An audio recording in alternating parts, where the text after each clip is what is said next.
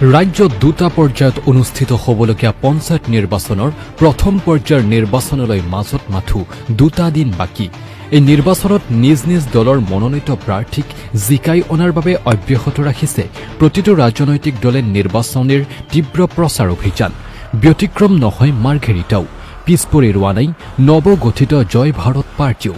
আদিবাসীসকলৰ বিভিন্ন দাবী সমাধানৰ আধাৰত গঠিত জয় ভাৰত পাৰ্টীয়ে ইতিমধ্যে ৰাজ্যখনৰ কেইবাটাও সমষ্টিত নিজৰ প্ৰাৰ্থিত্ব আগবঢ়াইছে বুলি উল্লেখ কৰি বিজেপি দলে আদিবাসীসকলক কৰা প্ৰতাৰণাৰ ফল ভুগিব লাগিব বুলি উল্লেখ কৰে পাৰ্টীৰ সভাপতি টেহাৰু গৌৰৱে।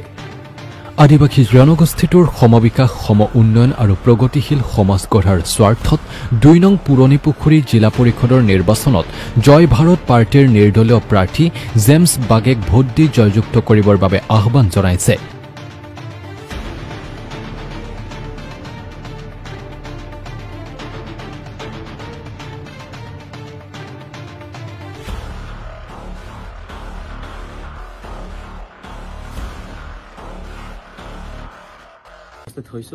আৰু আমাৰ জয় ভাৰত পাৰ্টি হৈ আমি নিৰ্বাচনী প্ৰচাৰ চলাই আছো। চাওক, জয় ভাৰত পাৰ্টি যোৱা 2024 বৰ্ষৰ নৱেম্বৰ মাহত জন্ম লাভ কৰিছিলে আৰু তেতিয়াৰ পৰা আমি সমগ্ৰ অসমত জয় ভাৰত পাৰ্টিৰ জিলা সমিতি, LAC সমিতি, বুথ লেভেলৰ সমিতি ইতিমধ্যে আমি গঠন কৰিবলৈ আৰম্ভ কৰি দিছো। আৰু এইটো যিহেতু পঞ্চায়ত নিৰ্বাচন, এই পঞ্চায়ত নিৰ্বাচনতো আমি অসমত প্ৰত্যেকটা জিলাতে আমি জয় ভাৰত পাৰ্টিৰ জিলা পৰিষদে হওক বা AP মেম্বাৰে হওক আমি প্ৰাৰ্থী দি প্ৰতিদ্বন্দ্বিতা কৰাই আছো। চাওক, আজি অসমত পূৰ্বৰ পৰাই আমাৰ আদিবাসী জাতীয় সংগঠনে পূৰ্বৰ পৰাই ক'বলৈ গ'লে 1947ৰ আগৰ পৰাই আমাৰ আন্দোলন চলি আছে যে অসমত আদিবাসীসকলক জনজাতিকৰণ দিব লাগে বা মাটিৰ পাট্টা দিব লাগে বা যি চাহ শ্ৰমিকৰ যি মজুৰি, দৈনিক মজুৰি নিম্নতম মানে কৰিব লাগে। কিন্তু কোনো ধৰণৰ কোনো চৰকাৰে গুৰুত্ব নিদিলে। তাকে আমাৰ স্বৰ্গীয় প্ৰদীপ নাগ ডাঙৰীয়াৰ এই চিন্তাধাৰা যে আমি আদিবাসীসকল যেতিয়ালৈকে পলিটিকেলি সজাগতা আমি নহম, পলিটিকেলি আগুৱাই নাযাম, তেতিয়ালৈকে কোনো চৰকাৰে আমাক কোনো কাম নকৰিব।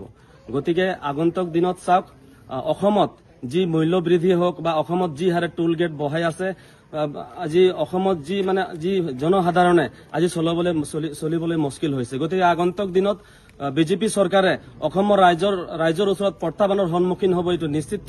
আৰু আদিবাসীসকলক যি প্ৰতাৰণা কৰি আহিছে, ইমান দিনে ভোট বেংক হিচাপে ব্যৱহাৰ কৰি আহিছে, এইবাৰ কিন্তু আদিবাসীবিলাকক যি ঠগাৰ যি প্ৰবঞ্চনা যি কৰিছে, আগন্তুক দিনত কিন্তু এই পৰিমাণ কিন্তু ভুগিব লাগিব বিজেপি চৰকাৰে।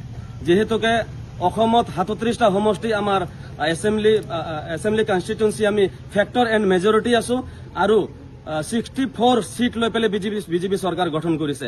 আগন্তুক 2026ত জয় ভাৰত পাৰ্টীয়ে যিমান আদিবাসী এলেকা আছে গোটেই জাগাত আমাৰ প্ৰাৰ্থী দিম আমি, আৰু অসমত বিভিন্ন জাগাত আমি প্ৰাৰ্থিত্ব দিম। আৰু আগন্তুক যি 2026 আছে, বিজেপি চৰকাৰ নিশ্চিতভাৱে ইয়াতে ভাঙিব, বিজেপি চৰকাৰ নাহিব। আৰু অসমত যে মিলিজুলি চৰকাৰ হ'ব আগন্তুক 2026ত, সেইটো কিন্তু নিশ্চিত। इतना खतरा है, हमने के अन्याय और अत्याचार कर लें। केवल हमने देखो हमने के केवल बीजेपी सरकार भी हो कोनो दिन हमने के पीस पड़ा पारे हमने के आदिवासी जात के रास्ते हमने के कोनो दिन काम नहीं कर ली। सरकार हमने बहुत बार देखी आदिवासी सत्र होता है के बहुत बार हमने रिक्वेस्ट कर ले सरकार के, जैसे रिक्वेस्ट कर ले खाली हो वाले हो इतने जो मेमोरेंडम जो हम हिसाब करो कितना ट्राक हो जाए मेमोरेंडम से कोनो ठेकना नहीं है। लास्ट में हमने के एक डिसाइड करा हुए हमने के जेएनसी स्वर्गीय हुलू में जो लोअर असम में 28 से 30 लाख आदमी रायपुर जो एक पॉलिटिकल पार्टी प्रोग्रेस के बाला से तो आदिवासी नाम 1.30 लाख ही भूल नहीं है, तो हमने कैसा से ना कर रहे हैं। आज असम में পাৰ্টিৰ দ্বাৰা সমৰ্থিত প্ৰাৰ্থী জেমছ বাগে, মই 20 নং পুৰণি পুখুৰী ZPCৰ সদস্য হিচাপে মই 83 নং মাৰ্ঘেৰিটা বিধানসভা সমষ্টিত মই প্ৰতিদ্বন্দ্বিতা কৰিছো।